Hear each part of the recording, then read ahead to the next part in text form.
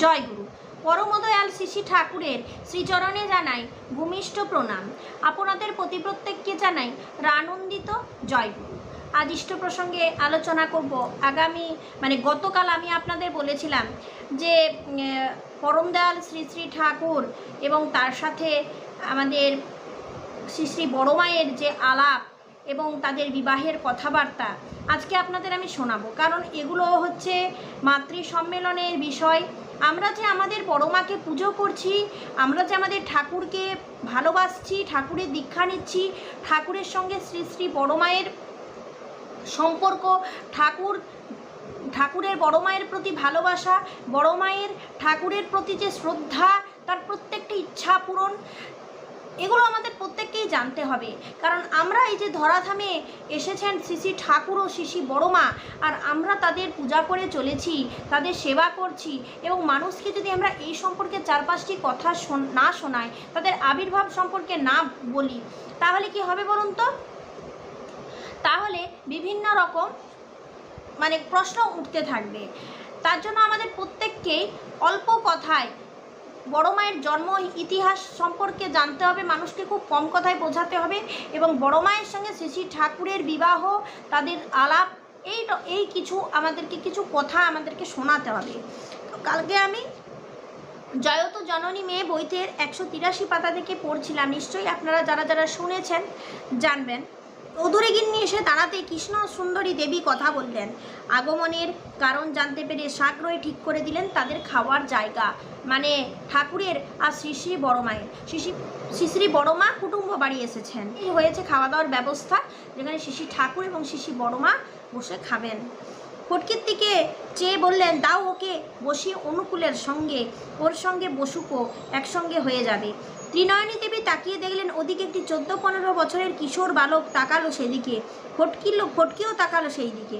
উভয়ের দৃষ্টি বিনিময় হয়ে গেল প্রভাত সূর্যের রাঙা আলোতে। কৃষ্ণ সুন্দরী দেবী আবার বলে উঠলেন, দাও না বাছা, তোমার বড় মেয়েটিকে আবার আমার বড় নাতি দাও না বাছা, তোমার বড় মেয়েটিকে আমার বড় নাতি অনুকূলের সঙ্গে বসিয়ে। মাতা কন্যার বাহু ধরে টানে, কিশোর লাফিয়ে ওঠে থালা ছেড়ে। মেয়ে মানুষের সঙ্গে খাবো না আমি, ঠাকুর বললেন মেয়ে মানুষের সাথে আমি খাবো না। কৌতুকের হাসিতে দিদিমা বলে, না খাবি নে বই কি, দাঁড়াও, ওই মায়ের সঙ্গে তোর বিয়ে দেব আমি, আনবো ওকেই তোর বউ করে। বসিয়ে লজ্জিত মুখের দিকে একবার ধ্যাত বলে এক লাফে ঘর থেকে বেরিয়ে গেল বালক অনুকূলচন্দ্র। গৃহিণী দুজন হেসে উঠলেন। পাবনায় ফিরে যাবার দিন স্থির হয়েছে ত্রিনয়নী দেবীর, তাই ফটকি একটু বেড়াচ্ছিল আপন মনে। বাড়ির বাইরে এসে দাঁড়াতেই নজর পড়ল সামনের পেয়ারা গাছটার দিকে, আর এই পেয়ারা গাছের সামনে বড় মা আর শ্রী শ্রী ঠাকুরের একসাথে সাক্ষাৎ হয়। বালক অনুকূলচন্দ্র গাছের ডালে বসে পেয়ারা চিবোচ্ছে। গাছের তলায় 3-4টি ছেলে মেয়ে, মাঝে মাঝে 2-4টে ফেলছেন নিচে। হঠাৎ একটি ডাসা পেয়ারা এসে পড়ল ফটকির পায়ের কাছে, বড় মায়ের পায়ের কাছে। আনন্দে ফটকি কুড়িয়ে নিল সেটি। পাবনায় ফিরে এলেন ত্রিনয়নী দেবী। পিতা এবার কন্যাকে ভর্তি করে দিবেন পাবনার বালিকা বিদ্যালয়ে। ফটকির ভালো নাম ষোড়শীবালা। ষোড়শীবালা স্কুলে ভর্তি হয়ে খুবই খুশি, বেশ এগিয়ে চলছে পড়াশোনা। পাবনার বালিকা বিদ্যালয়ে পড়ে ষোড়শীবালা, আর অনুকূলচন্দ্র পড়ে পাবনার ইনস্টিটিউশনে। দুটি স্কুলের রাস্তা মিশেছে এক জায়গায়। প্রায়ই এখানে এসে দেখা হয়ে যায় ষোড়শীবালার অনুকূলচন্দ্রের সঙ্গে। অনুকূলের বয়স তখন 17 বছর। তার মা মনমোহিনী দেবী ব্যস্ত হয়ে পড়লেন পুত্রের বিয়ের জন্য। শিবচন্দ্রেরও মনের ইচ্ছা তাই। প্রতাপপুরের জমিদার বংশের এক পরমা সুন্দরী কন্যার সহিত অনুকূলচন্দ্রের বিয়ে প্রায় ঠিকই হয়ে গেল। কন্যাপক্ষের অতি আগ্রহ, পিতা শিবচন্দ্রেরও পছন্দ, যৌতুকও মিলবে ভালো। কিন্তু এই সমস্ত শুনে অনুকূলচন্দ্রের মুখ শুকিয়ে গেল। অনেক চিন্তা ভাবনার পর একখানি অতি পরিচিত বালিকার মুখ তার চোখের সামনে এলো। সে বধূ হয়ে এলে তার জীবন চলার পথে তো কোনো বাধা আসবেই না। অধি কিন্তু চলার পথ হবে মসৃণ, সরল ও সুন্দর। বাড়ির পুরাতন ভৃত্য শশী দাদাকে দিয়ে অনুকূল মনের কথা জানালো জননীর কাছে। জননী পুত্রের মনোভাব জানতে পেরে এবার স্বামীকে বোঝালেন, প্রতাপপুরের মেয়েটির চেয়ে বা আপনার মেয়েটি বেশি সুন্দরী এবং সর্বসুলক্ষণা। মানে আমাদের ঠাকুরের বিয়ে ঠিক হয়েছিল অন্য জায়গায়, আর আমাদের বড় মাকে সেই পেয়ারা গাছটির দিকে পেয়ারা গাছের সামনে শিশি ঠাকুর দেখেছিলেন। আর ওই প্রতাপপুরের মেয়েটির যে সঙ্গে বিবাহের ঠিক হয়েছিল তাকে শিশি ঠাকুর বাড়িতে জানালেন তার চেয়ে বরং আমাদের বড় মাই বেশি সুন্দরী এবং সর্বসুলক্ষণা। খুবই লক্ষ্মীমন্ত দেখা মেয়ে। শিবচন্দ্র চেনেন কন্যার পিতা রামগোপাল ভট্টাচার্যকে। খুবই সৎলোক তিনি, সদ্বংশ বনেদি ঘর। বিয়ের উদ্দেশ্য সিদ্ধ হবে পুত্রের মনোমতো পত্নী লাভ হলেই। ওদিকে ত্রিনয়নী দেবীরও অনুকূলকে জামাতা করার ইচ্ছা, খুবই পছন্দ তার ছেলেকে। রামগোপালও খুব ভালো চেনেন অনুকূলকে। গৃহিণীর অনুরোধে রামগোপাল ভট্টাচার্য প্রস্তাব নিয়ে গেলেন শিবচন্দ্র চক্রবর্তীর বাড়ি। প্রস্তাব সাদরে গৃহীত হলো। এবার শুরু হলো মেয়ে দেখার পালা। এ যেন লক্ষ্মী প্রতিমা, যেমন অপূর্ব সুন্দর গায়ের রং তেমনি গড়ন। সবচেয়ে সুন্দর মেয়ের পা দুখানি যেন চরণ কমল। 1311 সালের 27শে শ্রাবণ সোমবার মহা সাড়ম্বরে অনুকূল চন্দ্রের সাথে ষোড়শীবালার শুভ বিবাহ সম্পন্ন হয়ে গেল। বিয়ের পর নববধূ ষোড়শীবালা এলো শ্বশুর বাড়ি। মাত্র 11 বছরে পা দিয়েছে বধূ, তবু বাড়ন্ত দেহের গড়নে মনে হয় যৌবনের কোণে পা দিয়েছে। দুধে আলতায় গায়ের রং যেন ফুটন্ত পদ্মের পাপড়ি। সারা অঙ্গে ঝরে পড়েছে রূপরাশি। দেখতে যেমন লক্ষ্মী প্রতিমা, চলন চরিত্রও তেমনি নম্র, বিনয়ী, সুষমা মণ্ডিত। জানি না, পারি না কিংবা ঘরে নেই, তিনটি কথা কেউ কোনোদিন শুনতে পায়নি বধূর মুখে। শাশুড়ি যখন যে কাজের কথা বলেন তখনই এগিয়ে যায় বধূ। উনি যে কাজের কথা জিজ্ঞাসা করেন হ্যাঁ পারি বলে সায় দেয় বধূ। শাশুড়ি নিশ্চিন্তে ঘরের কাজের ভার, রান্নার দায়িত্ব বধূর উপর ছেড়ে দিয়ে বাইরের কাজে চলে যান। কিন্তু ফিরে এসে প্রায়ই দেখেন কাজ সুষ্ঠু এবং সুন্দরভাবে সমাপন হয়নি। কিছু না কিছু ভুল ত্রুটি হয়েইছে, কারণ সব কিছু তো শিশি বড় মা জানেন না।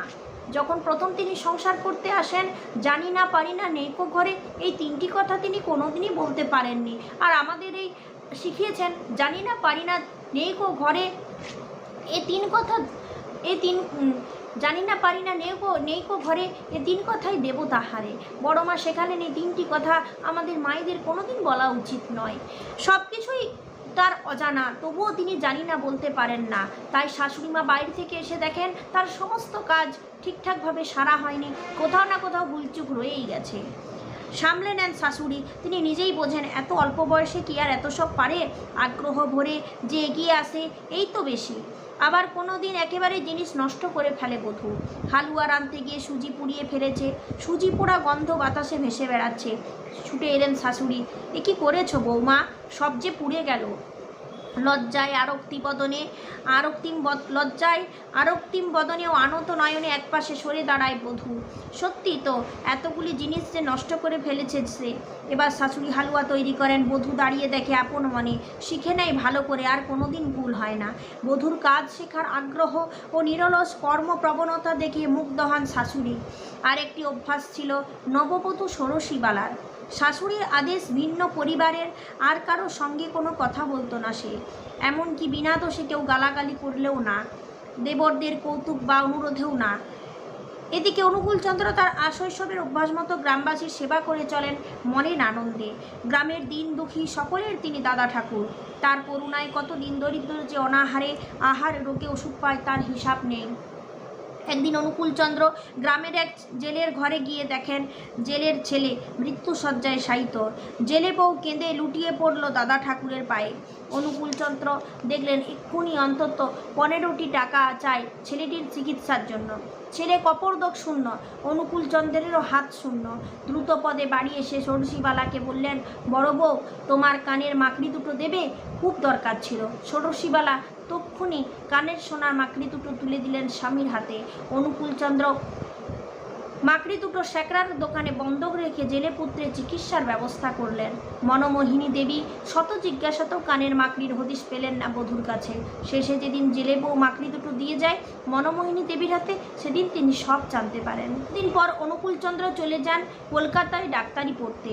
বধূ ষোড়শীবালা সংসারের কাজকর্ম করে চলেছেন পূর্বের মতো। তার মনের কথা বুঝতে পেরে কারো সাধ্যি নেই। সাধ্যি নেই কারো। কলকাতা থেকে কচ্ছিৎ কোনো সময় চিঠি আসে অনুকূলচন্দ্রের। সারাদিন কাজকর্মের পর রাত্রে শোবার সময় চিঠি খুলে পড়তে বসে ষোড়শীবালা। কত অমূল্য উদ্দেশ্যপূর্ণ চিঠি! অন্যান্য কুশলবার্তার সঙ্গে স্বামী লিখছেন জীবন চলার অমূল্য নির্দেশ। বড় মাকে শেখাচ্ছেন চিঠিতে শিশি ঠাকুর। কলকাতা থেকে চিঠি পাঠাচ্ছেন বড় মার উদ্দেশ্যে। গুরুজনকে প্রাণপণে সেবা শুশ্রূষা করিও। কখনো কোনো প্রাণীকে ইচ্ছাপূর্বক কষ্ট কিংবা প্রহার করিও না। কর্তব্য প্রাণপণে পালন করিবে। চিন্তায় তোমার ভগবানকে সর্বদা হৃদয়ে রাখিবে। স্বামীর চিঠি পড়ে বুকখানা ভয়ে ওঠে ষোড়শীবালার। স্বামীর উপদেশ মতো সংসারের সকল কাজে সকলের সেবায় প্রাণ মন ঢেলে দেয় বধূ। সংসারের সমস্ত কাজ নিজ হাতে করে। পরিষ্কার পরিচ্ছন্ন নিখুঁত সুন্দর পরিপাটি কাজকর্ম। শ্বশুর শাশুড়ি এমনকি পাড়া প্রতিবেশী সকলেই প্রশংসা করে বধূর কাজের। এক বাক্যে বলে লক্ষ্মী বউ। দেখতে যেমন লক্ষ্মী প্রতিমা, আর কাজকর্মেও তেমনি। কেননা ষোড়শীবালা এর মধ্যেই শিখে ফেলেছেন সব কিছু। রান্না বান্না, কাজকর্ম, সাজানো গোছানো সকলেই শত মুখে প্রশংসা করেন বধূর। এমনিভাবে সংসারের সকলের সেবায় দিন গড়িয়ে চলে বধূর। দেখতে দেখতে কয়েকটি বছর কেটে গেল। আবার আমি পরের দিন আপনাদের সামনে আলোচনা করব। আমরা এই পাঠটা পড়ে সহজেই বুঝতে পারলাম যে আমাদেরকে কি কি করতে নেই, সংসারে কি কি করতে নেই। আমরা যখনই বলবো জানি না, পারছি না, হচ্ছে না, চলছে না, তখনই দেখবেন সঙ্গে সঙ্গে ওই রকমই হচ্ছে। তাই আমাদের মায়েদের সবসময় নেই কথাটা বলতে নেই। শিশি বড় মা বারবার শিখিয়েছেন তার কাজকর্মের মধ্যে দিয়ে, এই জানি না, হয় না, আর পারছি না, আর বাড়িতে নেই, এই কথাগুলো আমরা আজ থেকে এখন থেকে বন্ধ করব। আপনারা দেখেছেন বিভিন্ন রকম ভুল ত্রুটি সত্ত্বেও বড় মার মুখ দিয়ে কখনো আমরা না শুনিনি। উনির যে নির্দেশ বড় মাকে, সেগুলোও আমরা শুনেছি। এইভাবে আমরা চলতে থাকবো। আমরা বড় মার নিষেধ সম্পর্কে আলোচনা করব, তার জীবন পথে চলার কিছু কথা মাতৃসম্মানে আলোচনা করব। এইভাবে আমরা চলবো। এই কথাগুলো আমরা মাতৃসম্মানে বেশিরভাগ কম কথায় মানুষকে বোঝাবার চেষ্টা করব। আজ এইটুকুই। জয় গুরু।